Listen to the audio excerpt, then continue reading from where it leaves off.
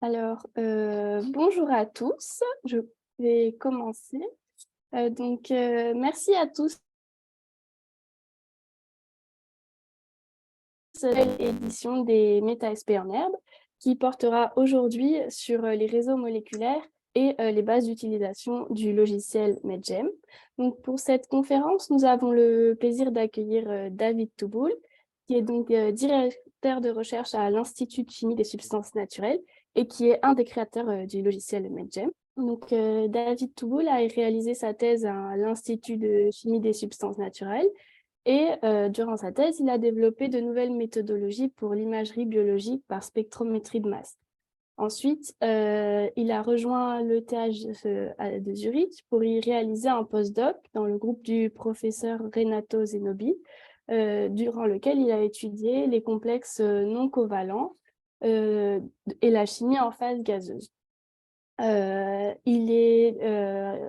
travaille depuis 2008 de nouveau à l'Institut de chimie des substances naturelles et il met en place de nouvelles méthodologies de caractérisation structurale. Donc, il s'est intéressé aux lipides et maintenant, il travaille plus particulièrement sur l'élucidation structurelle d'extraits naturels complexes. Et donc, comme je disais tout à l'heure, il a également développé en collaboration avec le groupe de Marc Lithodon, qui travaille aussi à l'Institut de chimie des substances naturelles, le logiciel MedGem, dont il va nous parler aujourd'hui, qui est donc un logiciel de création de réseaux moléculaires et qui permet d'annoter les substances naturelles. Donc, David, merci encore d'avoir accepté notre invitation et je vous laisse la parole.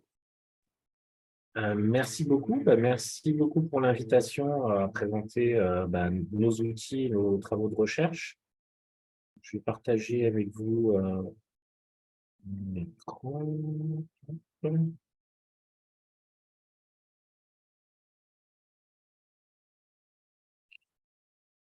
Normalement, vous devriez avoir la présentation. C'est bon ou pas? Oui, c'est bon. OK.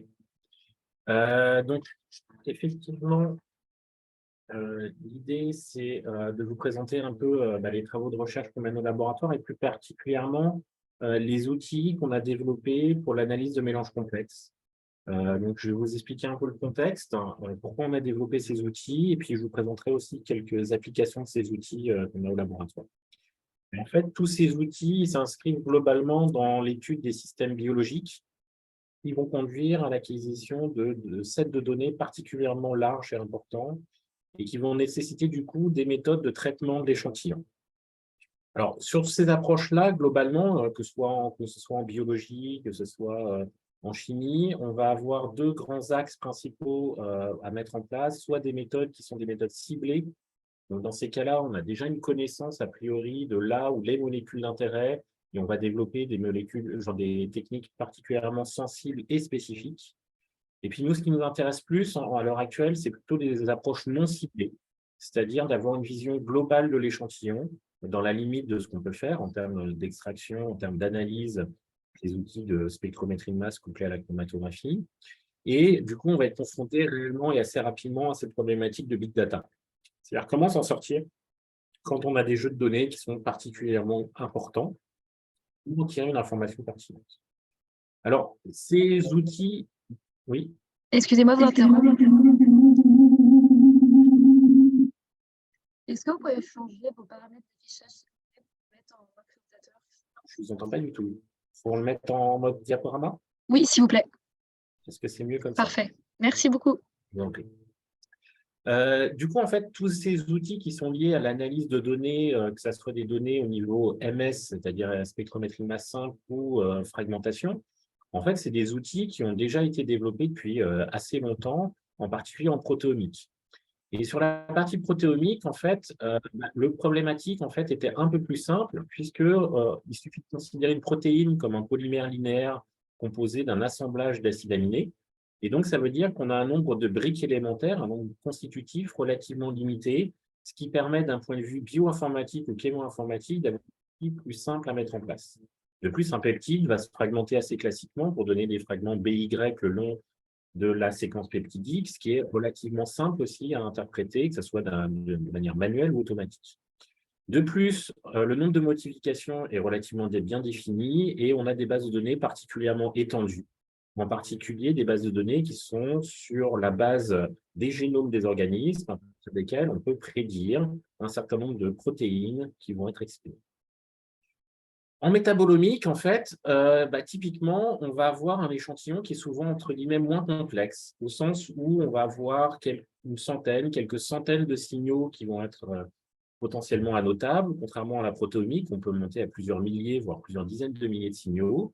Par contre, la problématique est beaucoup plus complexe en termes d'annotation, en termes de capacité de donner une information chimique, l'ensemble de ces signaux obtenus par spectrométrie de masse en couplage chromatographique. Tout simplement parce que l'ensemble des molécules qui vont être détectées vont présenter des squelettes carbonés particulièrement différents et le nombre de modifications possibles sur ces squelettes est particulièrement important. De plus, ces modifications elles vont entraîner des voies de fragmentation totalement différentes et donc une complexité d'interprétation des données beaucoup plus importante. En termes de base de données aussi, on en parlera à plusieurs reprises, on a une problématique qui est importante ici aussi en métabolomique, c'est que les bases de données sont en cours de constitution et ne peuvent pas être déduites facilement d'autres bases de données, comme on peut déduire une partie des données protéomiques à partir des données génomiques. Et donc là, on a des bases de données qui sont largement incomplètes. Incomplètes, soit parce que les molécules sont décrites, mais on n'a aucune information spectroscopique, que ce soit en UV, en spectrométrie de masse ou en RMN, ou inversement, on a des données des fois lacunaires. On a uniquement des spectres MS, on n'a pas de données MS-MS. Et puis, on a aussi des bases de données qui sont, pour certaines molécules, particulièrement redondantes. On va retrouver certaines molécules dans toutes les bases de données, et quand on va les interroger, en fait, on va se retrouver avec 20 ou 30 résultats qui sont la même molécule, donc ce qui est rassurant d'un certain côté pour la notation, mais qui limite en fait le champ exploratoire et la diversité des molécules qui peuvent être interrogées. Donc, les deux stratégies globales qui vont être utilisées pour analyser ces mélanges complexes qui sont issus des métabolomes, que ce soit des métabolomes humains, métabolomes des animaux, des plantes, des micro-organismes. On a dans un premier temps une approche qui est une approche de type shotgun en anglais, c'est-à-dire une approche d'analyse d'introduction directe. Donc l'échantillon est simplement dilué, injecté au niveau de l'entrée du spectromètre de masse et l'ensemble des molécules sont potentiellement ionisées. Ça veut dire qu'on n'a pas de système de chromatographie, donc pas de séparation en amont, et donc c'est uniquement le spectromètre de masse qui permet de séparer les ions, et dans ces cas-là, on va utiliser des approches haute résolution, voire très haute résolution, c'est la seule technique séparative de nos différents signaux. Cette méthode, malheureusement, conduit souvent à des suppressions d'ions importantes, c'est-à-dire qu'il y a une compétition à l'ionisation, par exemple compétition en positif pour attraper les protons, et du coup, on va principalement voir soit les molécules très concentrées, soit les molécules qui s'ionisent très bien, et donc on a une difficulté d'avoir une empreinte globale de l'échantillon qui soit la plus large et la plus complète possible. De plus, la partie quantification est difficile, puisqu'il va falloir injecter un certain nombre de standards, et là, c'est relativement compliqué, vu que l'espace en M sur Z peut être limité en fonction de la complexité de l'échantillon. Inversement, quand on fait de la chromatographie, c'est beaucoup plus long. On a des temps chromatographiques qui peuvent aller de quelques minutes à quelques dizaines de minutes. On n'a pas de système universel qui permet de séparer toutes les classes de tous les composés en une analyse unique avec une seule colonne et un seul gradient. Donc, il va falloir optimiser les conditions. On travaille aussi beaucoup en haute résolution, tout simplement pour avoir accès aux mesures de masse exactes et donc potentiellement en formule brute. On a beaucoup moins de suppression d'ions, puisqu'à un instant donné, on a moins de molécules et probablement des molécules de la même classe qui vont être chromatographiées, donc des choses qui sont un peu plus simples à gérer sur ce point-là. Et puis la quantification, bien évidemment, à LCMS est possible, toujours avec la problématique d'avoir des standards. Alors, du coup, pendant longtemps, le workflow classique en métabolomique consistait à définir la question scientifique, qui peut être une question d'écologie chimique, une question de diversité chimique au sein d'une espèce. Ça peut être une question d'extraire et d'annoter des nouvelles molécules avec des activités biologiques. On va préparer nos extraits. Déjà, c'est une étape particulièrement importante, puisqu'en fonction du solvant qui va être choisi, on va pouvoir extraire des familles de molécules de classes différentes. Dans un extrait aqueux, on n'extrait pas du tout les mêmes molécules que dans un extrait acétalique, extrait chloroforme. Derrière, on a nos techniques de chromatographie couplées à la spectrométrie de masse haute résolution. Donc, dans ces cas-là, on va avoir l'optimisation aussi bien de la partie chromatographique avec le choix de la colonne et le choix des solvants de dilution. Derrière, l'ionisation. Donc, on a classiquement des analyses par électrospray, mais elles peuvent être aussi réalisées grâce à d'autres types de sources, comme l'ionisation chimique à pression atmosphérique ou la photoionisation à pression atmosphérique, et puis un couplage avec un spectromètre de masse, si possible haute résolution. On a notre collection de spectres, MS, et on va aller faire deux choses principales. Quand on a un lot d'échantillons suffisamment important avec des réplicas, on peut s'intéresser aux analyses statistiques, et donc en particulier trouver les variables discriminantes entre deux groupes de jeux de données. On va utiliser par exemple des outils de type d'analyse en composante principale. Et puis, dans un autre temps, on va essayer de faire de l'identification. Alors, l'identification, c'est compliqué, on fait plutôt de l'annotation, c'est-à-dire qu'on va essayer de donner à minima une formule brute, voire une structure chimique potentielle qui est reliée aux différents signaux qui ont été détectés. Et donc, c'est sur ce point-là qu'on va commencer à avoir des problèmes, c'est le problème d'annotation des jeux de données. Alors, quand on est en MS simple, voilà typiquement un workflow qui est décrit dans la littérature. On va d'abord se baser sur une analyse LCMS. On essaye de faire de la bonne chromatographie, comme on dit, c'est-à-dire d'optimiser l'espace chromatographique, d'éclater au maximum les signaux. In fine, on va faire une analyse. Quand on peut et qu'on a le temps, une analyse en positif et en négatif. Et à partir de ces deux analyses, on est capable potentiellement d'obtenir l'information de mesure de masse exacte et de formule brute. Ensuite, on a une analyse, un couplage aussi à la spectroscopie UV visible. Et donc, les bandes d'absorption, ici, dans ce cas-là, 272 et 336 nanomètres, vont être informatifs sur certaines fonctions chimiques portées par la molécule. Et in fine, on va utiliser à partir des bases de données, soit que ce soit des bases de données internes au laboratoire ou des bases de données externes, une information de chémotaxonomie. Tout simplement, on sait d'où vient l'échantillon. Ce n'est pas un échantillon totalement inconnu. Ça peut être un urine de patient. Et quand c'est un urine humaine, on peut aller accéder, par exemple, à la HMBD, à la Human Metabolome Database, qui va donner un certain nombre d'informations. Si on s'intéresse aux molécules issues du marin, on a d'autres bases de données dédiées aux marins.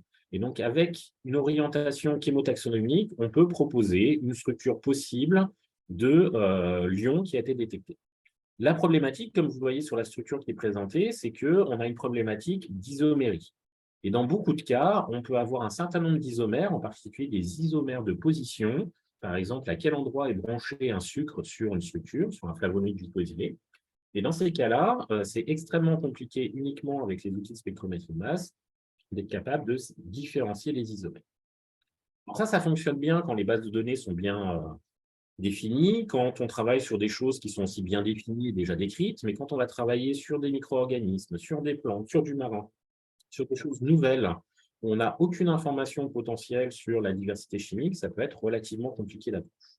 Et c'est pour ça que l'approche qui est maintenant de plus en plus utilisée n'est plus de se baser uniquement sur les données MS, et de se baser sur les données MSMS, c'est-à-dire sur les données de fragmentation. Et la méthode classiquement utilisée pour obtenir ces données, elle est exactement pareille au début, définition d'une question biologique, obtention de l'extrait, chromatographie, et derrière, au lieu de faire une analyse MS simple, on va faire une analyse de type MSMS automatisée, et on va récupérer une collection de spectres MS et de spectres MSMS. Alors, la méthode qui est la plus utilisée, c'est la méthode d'acquisition en data dépendant. Alors, cette méthode d'acquisition, elle est finalement assez simple à comprendre. Elle va consister, dans un premier temps, à acquérir un spectre MS haute résolution. Ce spectre MS haute résolution, il va nous servir à deux choses. Premièrement, la potentialité d'obtenir les mesures de masse exactes et donc les formules brutes. Et la deuxième, c'est le signal qui va permettre aussi de reconstruire les chromatogrammes extraits de nos différents ions. Et en particulier, on verra après, d'être capable de différencier les isomères qui seraient séparés en chromatographie et de pouvoir analyser ces données de façon séparée, non pas de mélanger toutes les données pour une même valeur de M sur Z dont par an. Donc, cette étape est relativement courte. En général, sur des appareils de type quadripôle temps de vol, on est à 100 millisecondes d'acquisition. Et derrière, on va enregistrer 4 spectres MSMS, typiquement. Alors, ça peut être 4, 5 ou plus dans la littérature. Et en fait, ces spectres MSMS, les ions précurseurs qui vont être fragmentés, sont en fait obtenus et sélectionnés à partir des données MS. Tout simplement, on va sélectionner les 4 ions les plus intenses dans une gamme de M sur Z définie au préalable, et on va les fragmenter. Et vous voyez que cette étape-là, on va essayer d'optimiser les temps au niveau de la fragmentation pour avoir des données MSMS de bonne qualité. Et in fine, le temps d'opération complet de ce cycle est, dans ce cas-là, d'1,2 secondes. C'est-à-dire que tout le long de votre chromatogramme, vous aurez toutes les 1,2 secondes un spectre MS pour les mesures de masse exactes plus les reconstructions de chromatogramme, et derrière, 4 données MS-MS. Donc, vous imaginez assez rapidement que si on fait cette opération tout le long du chromatogramme, et si on a réussi à bien séparer les molécules d'intérêt, ou si on a des mélanges relativement riches, on va se retrouver avec des centaines, voire des milliers de spectres MS-MS à annoter.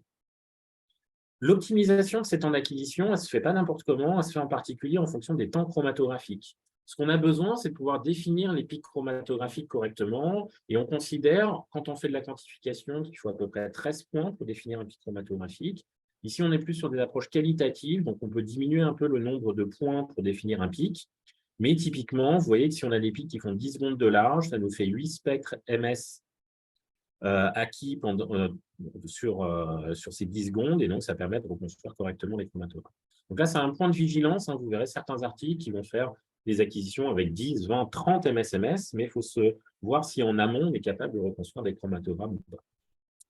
Une méthode aussi pour optimiser un peu la quantité de signaux et la quantité d'informations, c'est la capacité sur ces approches-là à faire des listes d'exclusion, c'est-à-dire de considérer qu'après avoir acquis un ou deux données MS-MS sur le même ion, on va exclure cet ion et on va aller descendre en termes d'intensité sur la sélection des ions d'intérêt. Alors, ça permet évidemment d'obtenir plus de données MS-MS, mais ça veut dire que ces données MS-MS, elles seront obtenues sur un spectre unique au lieu d'avoir plusieurs spectres qu'on va pouvoir sommer et moyenner. Donc, ça veut dire probablement des qualités de MS-MS qui sont un peu moins bonnes. Et comme après, tout l'outil réseau moléculaire est basé sur la qualité de ces spectres MS-MS, c'est une question de choix. Nous, au laboratoire, on préfère avoir des données de bonne qualité, même si elles sont un petit peu moins nombreuses, que des données pléthoriques qui vont conduire principalement à la génération de molécules. Alors, le principe des réseaux moléculaires, c'est de se dire comment on fait avec cette collection très large de spectres MS-MS pour les annoter. Alors, deux possibilités. On peut faire de l'annotation à la main, et pendant très longtemps, on le faisait à la main, c'est-à-dire qu'on prenait chacun des ions, et puis on essayait d'identifier certains fragments déjà décrits dans la littérature. Ça pouvait prendre des semaines, des mois, et c'était particulièrement chronophage, et donc limitant en termes d'analyse de données. L'idée, en fait, est apparue dans la littérature, et ce n'est pas une idée qui est récente, puisqu'en fait, l'article qui va définir un peu l'outil, c'est un article de Michael Gross qui date de 2002, donc on est il y a 20 ans. Et l'idée, c'est de comparer les spectres MS-MS entre eux, tout simplement. Et qu'est-ce qui se cache derrière cette comparaison? Si on a deux molécules qui possèdent des fonctions chimiques très semblables, par exemple, si on a deux flavonoïdes glycosylés, quand on va les fragmenter, ils vont avoir en spectrométrie de masse soit des fragments, soit des pertes de neutres en commun. Et donc, en comparant les deux spectres, sur la base des pertes de neutres et des fragments, il est capable de donner en fait un score de similarité entre les spectres. Et plus les spectres sont similaires, plus la probabilité d'appartenir à la même famille chimique va être importante. Donc, on va comparer nos spectres. Alors, pour faire cette comparaison de spectres, une des méthodes qui est utilisée aussi bien par l'outil GNPS qui a été développé par nos collègues américains de l'équipe de Peter Dorenstein que l'outil MedGem, c'est une comparaison de spectres en transformant les spectres en vecteurs. Alors, si vous avez un spectre avec deux valeurs de M sur Z qui correspondent par an et au fragment, en gros, ça vous fait un vecteur en 2 dimensions. Si vous avez un troisième fragment en 3 dimensions, et puis nos spectres contiennent beaucoup d'informations. Donc, on transforme nos spectres en vecteurs à une dimension. Donc, on a le spectre 1, le spectre 2 et le spectre 3. Et l'idée, c'est de comparer ces spectres. Et pour comparer ces vecteurs, on va tout simplement calculer le cosinus θ, c'est-à-dire le cosinus de l'angle entre ces deux vecteurs. Donc, c'est là d'où vient cette expression de cosine score que vous retrouvez systématiquement dans les articles liés au réseau moléculaire. C'est une comparaison de spectres transformés en vecteurs où on va calculer le cosinus de l'angle entre les deux vecteurs. Alors, si les deux vecteurs sont quasiment alignés, on va avoir un cosinus de l'angle qui est proche de 1. Et donc, on a deux vecteurs en fait, qui vont posséder beaucoup de fragments ou de pertes de neutres en commun. Et puis, inversement, si on a deux vecteurs qui ne possèdent, deux spectres qui ne possèdent aucun fragment ni aucun perte de neutres en commune, on va avoir un angle de 90 degrés entre les deux vecteurs et donc un cosinus θ qui vaut 0. Donc, du coup, on va avoir systématiquement dans cette comparaison de spectres un score entre 0 et 1 qui va dire 1 très similaire, 0 très dissimilaire. Donc ça, c'est quelque chose qui a été développé, décrit par Michael Gross il y a 20 ans. Et puis dans l'article, ce qui était intéressant, c'est qu'il disait déjà que cet outil pouvait être utilisé pour la comparaison à large échelle de spectres MSMS. Donc, il ne parlait pas encore de réseau moléculaire, mais vraiment de comparaison de spectres et d'organisation des données. Bien évidemment, il y a 20 ans, la problématique, c'était la puissance de calcul et la capacité à faire ces calculs à large échelle. L'avantage, par contre, du Cosin Score, c'est que vous voyez que la formule mathématique est relativement simple et c'est des calculs qui sont relativement rapides en termes de calcul informatique. Donc, comme j'ai dit, on a deux choses à prendre en compte en spectrométrie de masse, pas uniquement la valeur M sur Z des fragments, mais aussi les pertes de neutres, et on va combiner ces deux informations pour calculer nos scores de similarité quand on fait des réseaux moléculaires. Alors, avant d'avoir un réseau moléculaire, comme on va le présenter, il va falloir traiter les données. C'est-à-dire qu'on a les données brutes qui sortent de l'instrument qui a été utilisé, hein, quelle que soit la marque de l'instrument. C'est compatible avec tout instrument. On va devoir traiter les données.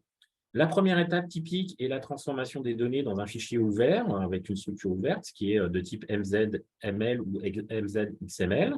Et ensuite, l'outil qui a été privilégié pour la plupart des études, c'est l'utilisation de MZMine2, avec maintenant le développement de MZMine3, qui est quasiment abouti, que je vous encourage à tester. Donc ça, c'est un workflow qu'on a publié dans Analytical Chemistry en 2017 et qui va consister à d'abord détecter les pics en MS, reconstruire effectivement les chromatogrammes, déconvoluer les chromatogrammes, c'est-à-dire qu'ici, il y a une étape importante qui est de reconnaître les différents isomères, donc des molécules qui ont exactement la même valeur de M sur Z, qui ont exactement la même formule brute, mais qui ont des temps de rétention différents, donc des stéréoisomères, ça peut être des diastéréoisomères ou des isomères de position. Sur une colonne C18 classique, bien sûr, la séparation des iontomères n'est pas possible, mais sur d'autres colonnes, on peut l'envisager. On va regrouper les massifs isotopiques, on va faire un certain nombre de filtres, on va aligner les données, en particulier quand on fait de la chromatographie sur des grands jeux de données, on a besoin de les aligner. Et puis, in fine, on va sortir deux fichiers, un fichier MGF qui contient toutes les données MSMS et un fichier CSV avec toutes les métadonnées, en particulier les aires de pic qui vont nous servir après pour représenter nos réseaux moléculaires. Une fois qu'on a fait tout ça, on obtient ce type de graphiques qui sont un réseau moléculaire, comme vous le voyez décrit dans la littérature, qui peuvent être obtenus aussi bien avec GNPS que MedGem. Et ce réseau, tout simplement, va classer vos spectres MSMS par similarité. Vous voyez que les clusters, c'est-à-dire les groupements reliés de spectres, le sont du plus grand cluster qui est en haut à gauche au plus petit qui est en bas à droite. Cette représentation, elle est assez pratique. On a déjà beaucoup d'informations et on va pouvoir représenter un grand jeu de données sur une image unique. Par contre, on a une information qui est perdue sur ce type d'approche, c'est la distance entre les clusters. Est-ce que le grand cluster qui est en haut à gauche a un lien chimique plus ou moins fort avec le cluster qui est en dessous? Et ça, c'est une des problématiques auxquelles on s'est attaché avec MedGem à résoudre, c'est d'utiliser un autre algorithme pour décrire nos réseaux moléculaires, donc toujours sur la base des données MSMS, qui est un algorithme qui s'appelle t-SNE, et qui est un algorithme qui a été développé pour l'analyse de données en intelligence artificielle. Pour résumer, la définition du t-SNE, c'est une projection non linéaire d'un espace à une dimension dans un espace de plus petite dimension, avec une priorité de distance locale sur les distances globales. Alors, une projection linéaire de n dimensions en espace dimensionnel plus petit, c'est tout simplement l'analyse en composantes principales. Ça, la plupart d'entre vous, probablement, vous l'avez utilisé, ou au moins vu en cours. L'idée, en analyse en composantes principales, c'est de représenter l'ensemble des données sur un graphique en 2 dimensions avec des axes qui sont des composantes linéaires. Il faut imaginer que le t-SNE, c'est un peu pareil, sauf qu'on va travailler sur les données MSMS, et ces axes, ils ne vont pas être des axes avec des combinaisons linéaires des variables, mais des projections non linéaires. De plus, le t-SNE a pour but d'avoir une priorité sur les distances locales, c'est-à-dire que si deux spectres sont relativement similaires, ils vont être très proches dans l'espace, et s'ils sont très dissimilaires, ils vont être très éloignés dans l'espace. Alors, effectivement, voilà, en réduction de dimensionnalité, on a la PCA qui est la réduction de dimension non paramétrique linéaire, et puis nous, on va s'intéresser sur le SNE ou le t-SNE, sur les choses non linéaires avec les distances locales.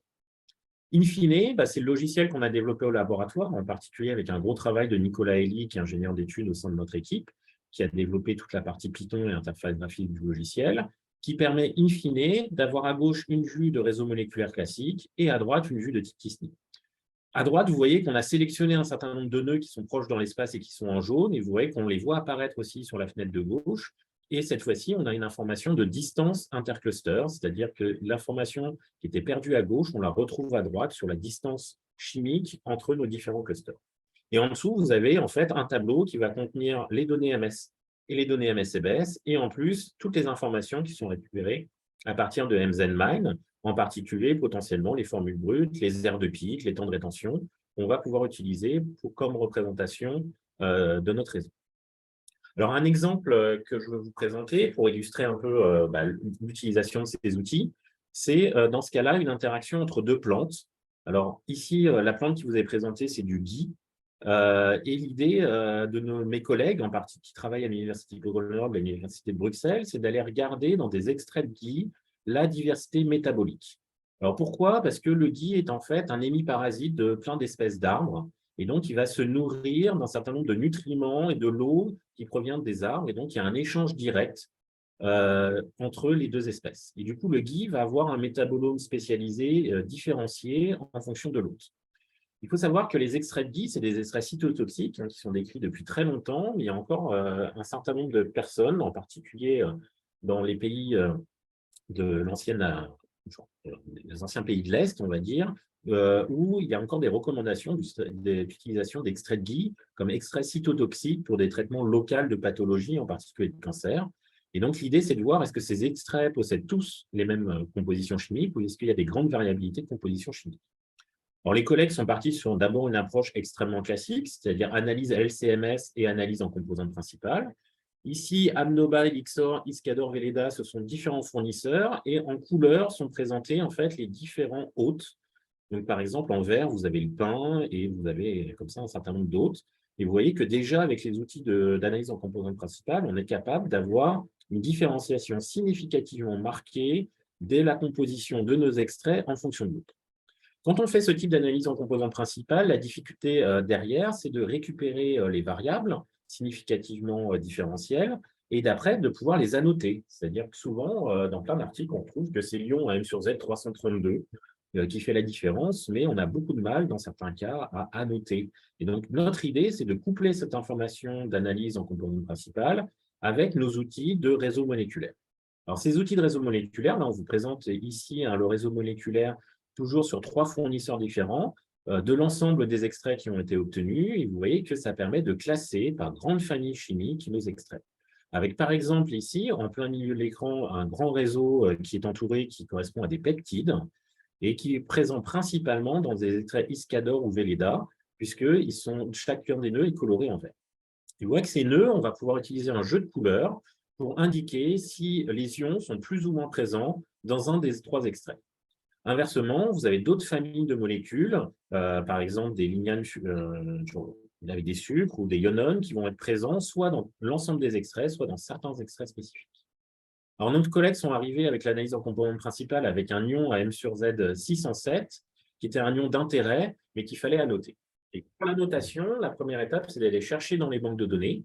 Et vous avez accès à énormément de banques de données, que ce soit sur GNPS ou MedGem. Alors, sur GNPS, vous avez toutes les banques internes à GNPS. Et puis, sur MedGem, on peut interroger en important les banques GNPS directement sur votre ordinateur, ces banques de données, plus d'autres banques de données publiques, voire vos propres banques de données. Si votre laboratoire possède des banques de données MSMS, on peut les convertir, on peut les interroger en local et donc pouvoir commencer à faire de la notation.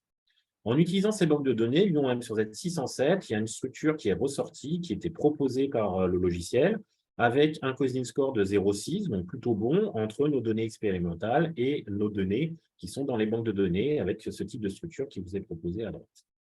Donc, une fois qu'on est là, on peut très bien dire dans l'article, voici la structure putative du métabolite. Mais nous, on est quand même spécialiste de spectrométrie de masse et de chimie structurale. Et donc, notre travail, c'est aussi d'aller décortiquer les voies de fragmentation à gauche en rouge en négatif, à droite en bleu en positif, qui permettent de décrire la fragmentation de la molécule et de s'assurer que la notation est tout à fait probable par rapport aux données expérimentales et aux données présentes dans les banques de données.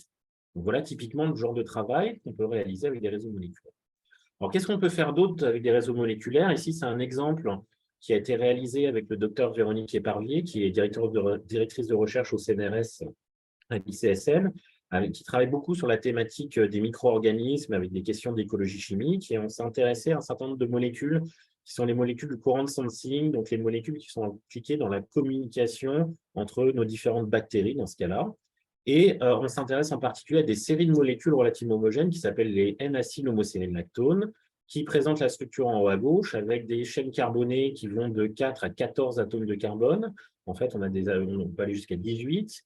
On a des formes oxo, on a des formes hydroxy, et en particulier, on a la présence potentielle de double liaison aussi sur ces longues chaînes carbonées, un peu comme les acides gras peuvent être modifiés par des insaturations.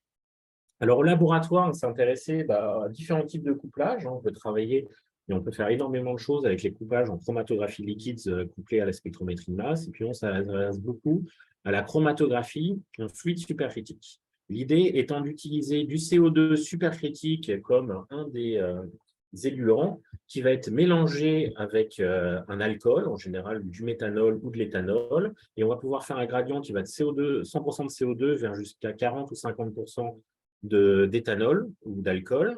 Et en fait, le CO2, si vous regardez sa structure, c'est une molécule qui est symétrique et qui est apolaire et qui va mimer très bien l'hexane. Donc, c'est comme si on faisait des gradients hexane-alcool, alors que l'hexane et l'alcool sont non miscibles, mais le CO2 supercritique avec les alcools sont miscibles, et on peut aller d'un solvant totalement apolaire vers quelque chose de très polaire et pouvoir faire de la chromatographie. L'avantage de ce type de système, c'est qu'on peut utiliser plein de chimies de colonnes différentes, avec des chimies en particulier de colonnes de type amine, qui sont particulièrement efficaces. Alors là, vous avez un exemple de séparation de 30 homocérines lactones en moins de 10 minutes. Et c'est un des intérêts aussi de cette technologie, c'est comme le CO2 supercritique a une faible viscosité, on va pouvoir monter en débit sans monter significativement en pression sur la colonne. Et on arrive comme ça à faire des séparations en général 3 à 4 fois plus rapides que ce que vous pouvez faire classiquement en chromatographie liquide. Donc, qu'est-ce qu'on a fait à partir de ces données? On a généré toutes les données MSMS, bien évidemment, et on a créé un réseau moléculaire. Alors là, vous voyez que, contrairement des fois à ce qu'on vous présente, ce n'est pas un réseau moléculaire qui est absolument énorme, hein. Il a une taille tout à fait raisonnable, puisque les données sont assez limitées en termes de variabilité de structure. On arrive à annoter tout un ensemble ici à gauche de homocérine, N-acyl-homocérine lactone avec un groupement oxo en position 3. Et vous voyez qu'ils sont tous regroupés dans un sous-cluster. Et à droite, vous avez toutes les molécules avec un hydroxyle en position 3. Et ce qui a été tout à fait important dans cette étude, c'est qu'on a pu déterminer et annoter 2 signaux particuliers, en particulier le signal à 316, qui correspond à un dihydroxylé avec une chaîne en C12, et l'ion à 296, qui correspond à un monohydroxylé en position 3, mais avec 2 insaturations. Et en particulier, les AHL avec 2 insaturations en chaîne C12 ne sont pas décrits dans la littérature, ni les dihydroxylés. C'est-à-dire que ce sont des outils qui permettent, grâce à la similitude des spectres, grâce à l'analyse poussée des données MSMS, de pouvoir proposer des structures et d'être capable d'annoter et d'être capable de dire, dans cet extrait-là, on a potentiellement 2 nouvelles AHL. Et ces AHL, ce qui est très important, c'est qu'en fonction de leur structure, la position des doubles liaisons, les hydroxyles ou les oxos, elles vont avoir en fait des récepteurs différents sur la bactérie en face et donc des activités biologiques différentes. Donc là, on est en train de creuser toutes ces parties-là pour savoir un peu le rôle fonctionnel de ces nouvelles AHL. Alors, la spectrométrie de masse, dans plein de cas, ça fonctionne très bien. On peut analyser des grandes cohortes d'échantillons, on a beaucoup d'informations structurales, et puis je vais vous montrer au contraire un exemple qui, au départ, a moins bien marché. Alors, c'est une étude en fait sur des acétogénines. Alors, je vous ai présenté une structure générale. Globalement, ce sont des molécules qui possèdent une gamma-méthylactone. Elles vont posséder des groupements hydroxyles, alors de 0 jusqu'à 5 ou 6 groupements hydroxyles. Potentiellement un THF au milieu de la chaîne carbonée. Alors, on a aussi des structures bis-THF, voire tri-THF. On a 2 autres cycles aussi qui vont être formés. Et globalement, elles ont toutes 35 ou 37 atomes de carbone. C'est des molécules qu'on va retrouver dans des fruits qui sont de type anone, et qui sont en particulier dans les graines, et qui sont suspectées d'être reliées à l'apparition de Parkinson atypique chez des patients. Donc, c'est des études qui ont été faites avec le professeur Pierre Champy, qui travaille à Biosis, à l'université de Paris-Saclay. Donc, quand on a commencé ces études il y a quelques années, il y a une quinzaine d'années en LC-MS-MS, on était un peu déçus au terme d'analyse structurale, tout simplement parce que si à gauche, vous sélectionnez comme précurseur la molécule protonée, qu'est-ce qu'on obtient? On obtient 1, 2, 3, 4, 5 pertes d'eau, et c'est tout. Donc, typiquement, on va perdre toutes les molécules, tous les groupements hydroxyles, on va pouvoir ouvrir soit la lactone, soit le THF, et on a une information structurale extrêmement pauvre. On n'a aucune information sur la position des groupements sur la chaîne carbonée, donc on ne peut pas en faire grand-chose.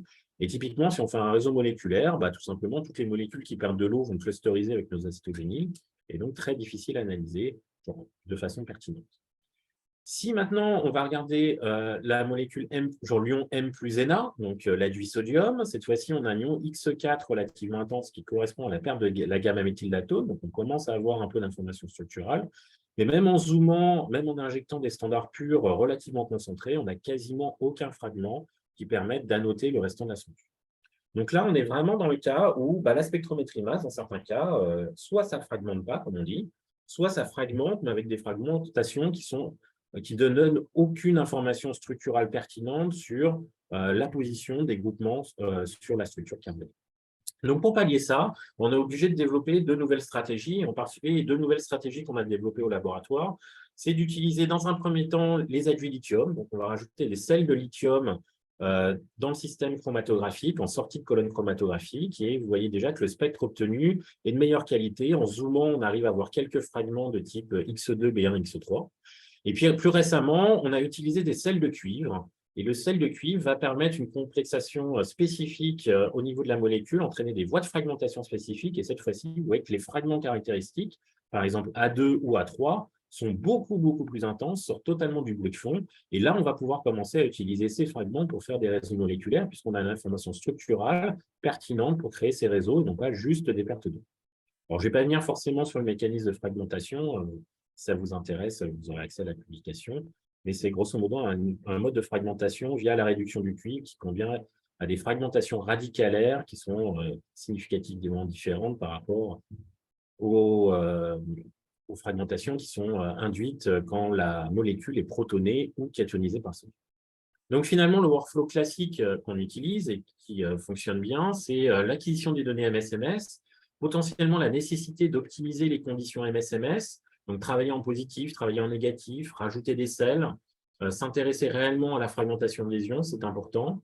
Tout un pré-processing de traitement de données par Enzyme 2 ou Enzyme 3 et utilisation de MedGem qui possède du coup un des avantages par rapport à GNPS, c'est cette utilisation TISNI qui est vraiment très complémentaire et qui permet d'avoir une information de distance intercluster.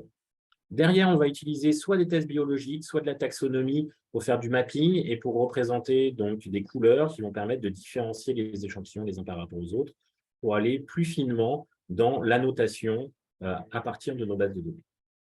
Alors, les réseaux moléculaires, ils peuvent servir aussi à plein d'autres choses, puisque en fait, les réseaux moléculaires, si on les prend tels quels, c'est un classifieur de spectres. Donc, on est capable avec cet outil de classer les spectres en fonction des similarités. Alors, une des applications qu'on a développées aussi au laboratoire, ce n'est pas sur des données MS-MS, mais sur des données MS, en particulier sur les approches biotyping. Alors, les approches biotyping sont très utilisées en milieu hospitalier. Elles consistent à récupérer en fait les micro-organismes, en particulier bactéries ou champignons, quand des personnes sont atteintes par ce type de pathologie, alors soit à partir de sang, soit à partir de prélèvements cutanés. Donc, les micro-organismes sont poussés sur boîte de pétri, sont extraits de façon assez grossière pour extraire les protéines. On dépose sur la plaque MALDI, on va analyser par spectrométrie de masse pour avoir une empreinte de type peptidique ou protéique qui permet de caractériser chacun de ces micro-organismes et qui est connu pour être spécifique de chacun de ces micro-organismes. Et nous, ce qu'on a dit, ce qu'on a proposé, c'est qu'au lieu de faire de la comparaison spec par spec, c'est est-ce qu'on est capable de classer des grandes banques de données de micro-organismes avec ces outils de biotyping.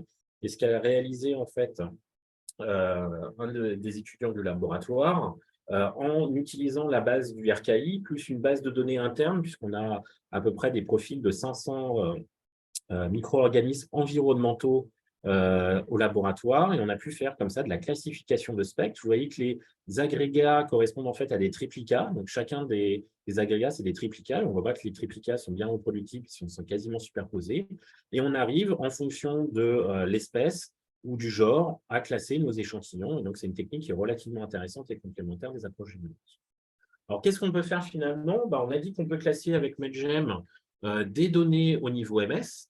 On peut classer des données au niveau MS-MS après sélection du parent et fragmentation dans une cellule de collision. Et puis, en fait, on a l'intermédiaire. Et l'intermédiaire, c'est simplement revenir à la technique probablement la plus ancienne de couplage de chromatographie avec la spectrométrie de masse, c'est-à-dire la chromatographie gazeuse couplée à la spectrométrie de masse en impact électronique. Quand on utilise ce type d'approche, l'intérêt, c'est que sur le spectre d'impact électronique, on a en fait déjà énormément d'informations de structural, puisqu'on a les fragments qui sont obtenus directement en source. Par contre, souvent, on va perdre l'information sur le parent. Il va falloir passer par l'ionisation chimique en général pour l'obtenir, mais on a une empreinte caractéristique. Et donc, on s'est intéressé au laboratoire durant la thèse de Cyril Santerre à l'utilisation de ces réseaux moléculaires pour annoter les données de GC impact électronique. De la même façon, on va comparer nos spectres d'impact électronique les uns avec les autres. On a commencé avec la banque de données MONA, qui est en libre d'accès, et on voit qu'on arrive effectivement à bien caractériser chacun des groupes chimiques et de les reclasser en fonction des familles à partir des spectres d'impact électronique. Derrière, on a pu appliquer, durant la thèse de Marceau Levasseur, qui a aussi développé l'approche biotyping au laboratoire, l'analyse de volatiles, et on a pu utiliser ces approches pour analyser les volatiles qui sont issus d'un fruit tropical et pouvoir commencer à analyser. Donc, évidemment, avec les bases de données d'impact électronique, on est capable de faire de la notation relativement poussée, puisqu'elles sont très riches, et que les spectres d'impact électronique sont similaires d'un instrument à un autre du moment qu'on travaille à 70 électronvolts au niveau de la source. Par contre, on a quand même en fait encore un certain nombre de données qui sont non annotées, et jusqu'alors, les gens les considéraient comme perdues. Et en fait, avec ces outils de réseau moléculaire, on est capable aussi de clusteriser les données d'impact électronique et de pouvoir au moins donner des grandes familles chimiques à ces données qui étaient jusque-là perdues, et donc d'indiquer, si, par exemple ici, c'est des monoterpènes, des monoterpénoïdes, des cis-terpènes, uniquement sur la base de ces données d'impact électronique, même s'il n'y a aucune reconnaissance dans les bases de données. Donc, in fine, ces réseaux moléculaires, c'est globalement un outil extrêmement efficace de classification de grands jeux de données de spectrométrie de masse, que ce soit MS ou MSMS. On peut bien sûr imaginer aussi utiliser ces outils pour classer d'autres spectres. On a des collaborations, par exemple, pour essayer de classer des spectres en Raman, en spectroscopie Raman, spectroscopie infrarouge, et donc c'est aussi quelque chose qui est envisagé. L'avantage de MedGem, en tout cas, ce que propose MedGem d'un peu différent de GNPS, c'est d'abord que c'est un outil comme GNPS totalement libre, mais qui est déposé sur GitHub, qui est écrit en Python et donc qui est implémentable à votre guise. Si vous avez envie de nouveaux modules, de développer certaines approches, de développer un nouvel algorithme de comparaison de specs, c'est des choses qui peuvent être implémentées. L'avantage aussi, c'est qu'il fonctionne directement sur votre PC. Il n'y a pas besoin de déposer vos données à l'extérieur sur le réseau, sur le serveur GNPS. Et ça, alors, dans les laboratoires académiques, on peut se le permettre, mais nos collègues industriels avaient quelques difficultés quand même d'un point de vue juridique à déposer leurs données, même si elles sont anonymisées, sur un serveur aux US qui pouvait être potentiellement ouvert à certains utilisateurs. Donc là, on a un outil autonome qui fonctionne sur votre PC. Et du coup, ça permet vraiment d'utiliser plein d'approches différentes en spectrométrie de masse. On peut s'intéresser aux volatiles, à la phase liquide, on peut s'intéresser au MALDI, même à des échantillons solides, puisqu'on essaye de réaliser des réseaux moléculaires à partir de données en imagerie par spectrométrie de masse. Et en particulier, nous, on travaille beaucoup sur des questions d'écologie chimique à l'heure actuelle, mais ça peut être vraiment très ouvert sur des questions de santé, sur des questions de dopage, sur plein de problématiques. On voit de plus en plus l'utilisation de ces outils de réseaux moléculaires pour aller annoter la complexité moléculaire de mélanges particulièrement complexes et qui peuvent être analysés avec nos techniques de spectrométrie. Donc, j'espère que ce panorama global vous donnera une idée un peu des outils, de comment ils fonctionnent et ce qu'on peut en faire. Et je vous remercie pour votre attention.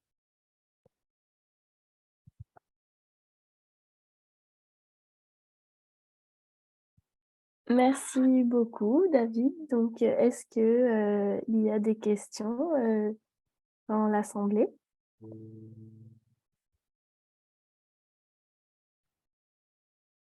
Je vais peut-être commencer par une question. Je sais que dans mon laboratoire, par exemple, on utilise Metaboscape pour générer les buckets. Est-ce que c'est possible, par exemple, avec MedGen, ou on doit forcément passer par MZMite? Qu'est-ce qui est mieux pour vous? Non, le principal, en fait, que ce soit GNPS ou MedGem, c'est d'avoir un fichier MGF en sortie. Ce fichier MGF, c'est vraiment un fichier de sortie assez classique de beaucoup d'outils développés à l'heure actuelle, que ce soit en libre accès ou même des outils commerciaux. Parce que, par exemple, au début, nous, on a commencé à travailler avec les outils Agilent, puisqu'on était équipés, et le logiciel Agilent peut aussi sortir directement au fichier MGF. Donc, le retraitement de données en amont, il faut vraiment avoir confiance dans ce qu'on fait, c'est-à-dire être sûr qu'on arrive bien à détecter les différents isomères, qu'ils soient bien isolés, que l'intégration soit correcte, etc. Mais après, il n'y a aucune obligation d'utiliser un outil plus qu'un autre du moment qu'on a les bons fichiers de sortie. Ok, merci beaucoup. Euh, Encore merci pour la présentation, David. Est-ce qu'il y a des Cosin Score qui sont... Est-ce qu'il y a un seuil de Cosin Score qui est préférable d'utiliser pour créer les réseaux MedGem ou... Alors, effectivement, quand on présente les réseaux, on n'a pas tous les nœuds, c'est-à-dire tous les spectres MSMS qui sont liés entre eux, hein, sinon ça serait ingérable. Et donc, il y a effectivement un Cosin Score seuil qui permet de dire à quel moment on va relier ou pas de nœuds. Dans la littérature, on trouve souvent 0,7 comme paramètre classique. Mais je vous conseille quand même de jouer avec, parce que ça dépend en fait de la qualité des données MSMS et du nombre de fragments aussi que vous voyez en fonction du type moléculaire. Donc, par exemple, on peut faire des réseaux moléculaires sur des peptides, on va voir une dizaine d'ions B et Y, donc c'est relativement riche, et puis dans d'autres cas, on n'a que 1 ou 2 fragments. Et donc là, dans ces cas-là, on peut se permettre des fois d'être plus strict ou moins strict sur les valeurs de seuil. Et donc là, c'est aussi un avantage potentiel de MedGem par rapport à GNPS. Et sur MedGem, une fois que le réseau est calculé, ça prend vraiment moins d'une seconde de changer la valeur du Cosin Score pour générer une nouvelle cartographie des données. Alors que sur GNPS, si vous voulez changer cette valeur seuil, il faut refaire le calcul. Et donc remettre le système dans la queue et recalculer l'ensemble du jeu de paramètres. Donc là, ça peut être aussi intéressant en mode exploratoire de pouvoir faire varier ce paramètre et d'optimiser. Ok, d'accord, merci. Et juste une deuxième petite question. Moi, durant ma thèse, j'utilise des fois le logiciel Sirius pour essayer de préciser des annotations. Et à un moment, j'ai cru comprendre qu'on pouvait lier les annotations de Sirius à MedGem. Je ne sais pas si c'est quelque chose qui est facile, enfin, si c'est quelque chose, il y a vraiment... Oui, en fait, tout ce qui est annotation, ça va être dans la partie metadata. Et donc, que ça soit Sirius, genre MZman 2 et 3 sont capables aussi, par exemple, de générer des formules brutes, voire de chercher dans certaines banques de données. Sirius le fait, et le fait vraiment de façon très efficace. Et en fait, le fichier de sortie dans le CSV qui contient les métadonnées, on peut sortir les annotations, les aires de pic, les temps de rétention et n'importe quelle métadonnée que le logiciel peut fournir. Donc ça, c'est potentiellement compatible. Ok, merci.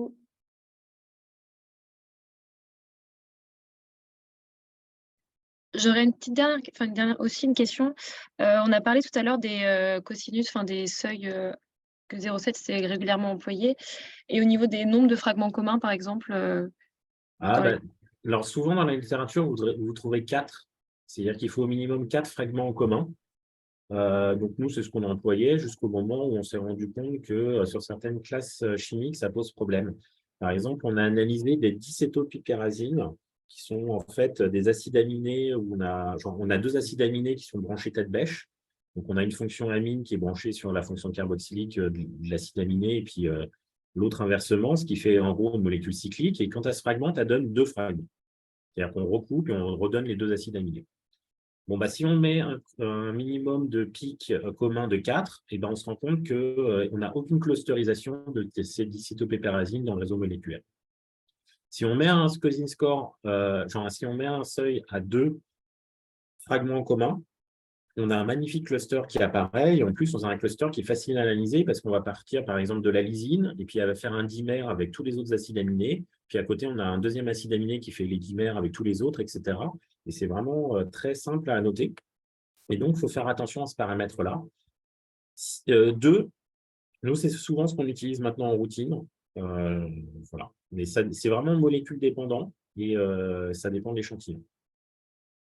Et donc, par exemple, pour un échantillon, quand on a une analyse chromatographique où on a plusieurs familles de molécules, on peut cibler au niveau des temps de rétention ou pas du tout, ce serait potentiellement Ouais, possible? on peut cibler les temps de rétention, puisque les temps de rétention apportent quand même une information sur la polarité des molécules. Donc, par exemple, sur une C18, on sait que nos flavonoïdes glycosylés qu'on peut extraire d'une plante, ils vont sortir bien avant certaines autres classes. Et donc, le temps de rétention peut être aussi une information pertinente pour confirmer une annotation, voir si on est dans un laboratoire avec des méthodes relativement normées, avec des standards qui sont passés régulièrement, utiliser aussi ces informations de standard pour améliorer la notation. Ok, merci beaucoup. Voilà. Et c'est clair qu'il ne faut pas oublier qu'on fait souvent de la chromatographie, ce n'est pas uniquement un injecteur. c'est une information physico-chimique, le temps de rétention, qui est une information importante. Merci.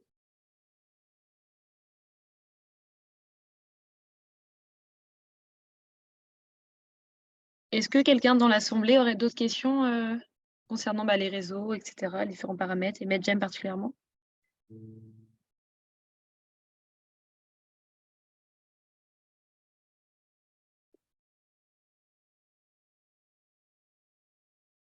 Voilà, donc n'hésitez pas, voilà, le logiciel il fonctionne sous Windows, sous Mac et sous Linux. Donc on a les 3 versions. Normalement, tout le monde devrait pouvoir trouver son compte.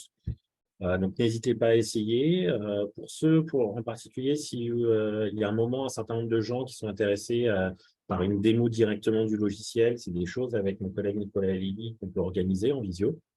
On va prendre 1 ou 2 heures et puis montrer les différentes fonctionnalités à partir d'un set de données.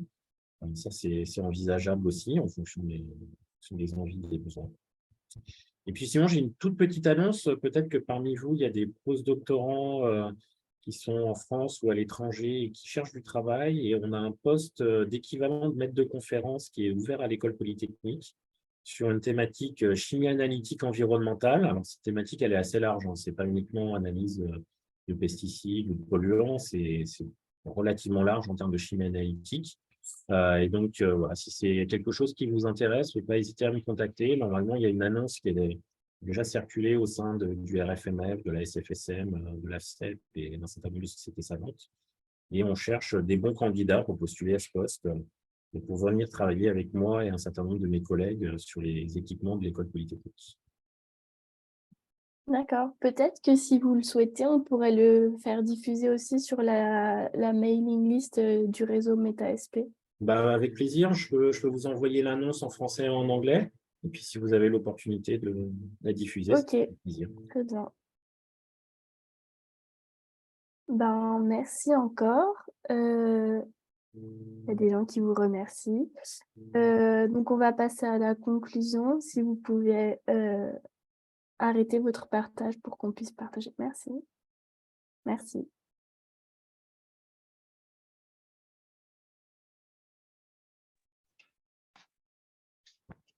Alors, je vais essayer de mettre en plein écran. Tac. Donc, toute l'équipe Metasp vous remercie d'abord David pour avoir accepté de participer et de présenter votre projet. C'était super intéressant.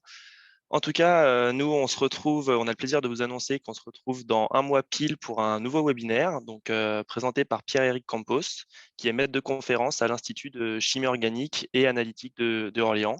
Et il nous présentera notamment les métabolites qui sont inclus dans les éponges marines.